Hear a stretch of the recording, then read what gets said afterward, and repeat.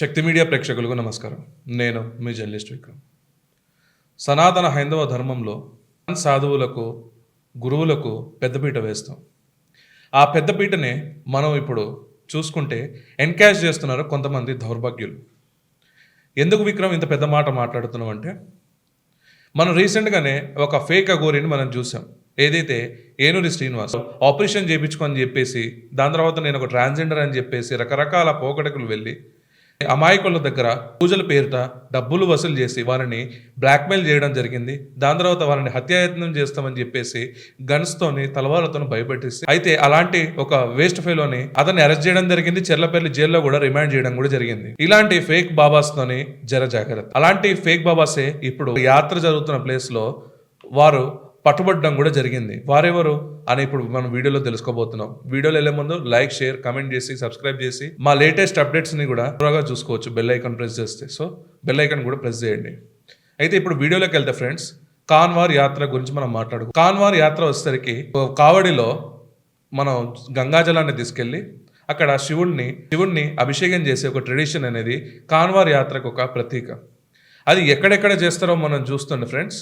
అది వచ్చేసరికి హరిద్వార్, డెహ్రాదూన్ అండ్ మనకి గంగోత్రి ఏదైతే ప్లేస్ ఉందో అక్కడ ఉన్న అక్కడ శివలింగానికి వీరు అభిషేకాలు చేస్తూ ఉంటారు, ఆ కాబడిలో మోసుకుంటూ. అయితే ఇదే తంతానుకునేసి కొంతమంది అన్యమతస్థులు ప్లస్ అక్కడ వేరే దేశస్తులు, వేరే రాష్ట్రస్తులు కూడా వచ్చి ఫేక్ బాబా గెటప్స్, కాషాయ దుస్తులు ధరించి డబ్బులు వసూలు చేయడం జరిగింది. సీఎం ఎవరైతే ఉన్నారో వారు ఆపరేషన్ కనేని పేరుతోని ఒక ఆపరేషన్ చేయడం జరిగింది. ఆ ఆపరేషన్ లో దాదాపు 200 మంది ఫేక్ బాబాస్ ని గుర్తించారు. వారు మన దేశస్తులు కాదు. వారు వచ్చేసరికి సనాతన హైందవ ధర్మంలో వారు ఎటువంటి హైందవ ధర్మాన్ని కూడా పాటించలేని ఒక వ్యక్తులు, ఇతర మతస్థులు, వారికి సరైన గుర్తింపు కార్డు కూడా లేవని చెప్పేసి అక్కడ ఉత్తరాఖండ్ పోలీసులు చెప్తున్నారు. హైందవ ధర్మంలో కాషాయానికి ఒక ప్రీతి ఉంటుంది. ఏ పుట్టలో ఏ పాము ఉంటుందో మనకు తెలియదు. అయితే ఇలాంటినే సనాతన హైందవ ధర్మాన్ని ఇలాంటి చీడ పురుగులు అడుగడుగున హైందవుల్ని దోచుకోవడం పనిలో కొన్ని బడవేగాలు వచ్చేసరికి అదే ఛాన్స్ అని చెప్పేసుకొని వాళ్ళ దగ్గర వసూలు చేయడం చూసాం. మన తెలంగాణలోనే మనం చూసాం. ఏదైతే మనం ఇందాక చెప్పుకున్నామో ఫేక్ అఘోరి, వాడు వచ్చేసరికి శ్రీనివాస్ వాడు ఎంత వసూలు చేస్తాడో కూడా చూసాం. కొన్ని కోట్ల రూపాయలు ఆయన బ్యాంక్ అకౌంట్లో ఉన్నాయని చెప్పేసి ఇప్పుడు దాకా కూడా ఒక రూమర్ ఒకటి ఉంది. ఆ రూమర్ నిజమా కాదా సబ్జుడిస్లో ఉంది కాబట్టి ఆ మ్యాటర్ గురించి పెద్ద చర్చ అవసరం లేదనేసి మనం చెప్పుకోవాలి.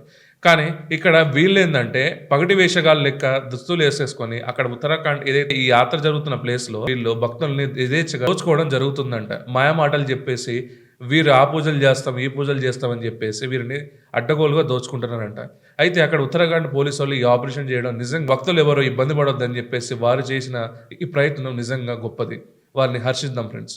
అయితే ఇక్కడ సనాతన హైందవ ధర్మం గురించి యూత్ కానీ ఇక్కడ కొంతమంది సంఘాలు ఏదైతే హిందుత్వ సంఘాల పేరుతో ఇక్కడ ఎంతో వాళ్ళ ప్రాణాన్ని లెక్క చేయకుండా ఎదురెళ్ళి పోరాటం చేస్తున్నారు. ఆ సనాతన హైందవ ధర్మం వల్ల ఇట్లాంటి చీడ పురుగులు వీళ్ళు పగుడు వేషగాళ్ళు వచ్చి వాళ్ళని అపకీర్తి తెస్తున్నారు. సో మీకు బాబాలు ఎవరైనా కనబడితే మీరు వచ్చేసరికి అక్కడ పోలీస్ యాక్షన్ కంపల్సరీగా మీరు తీసుకోండి. పోలీస్ హెల్ప్ ఆల్రెడీ కంపల్సరీగా తీసుకోండి. ఎవరి బుట్టలో పడకండి.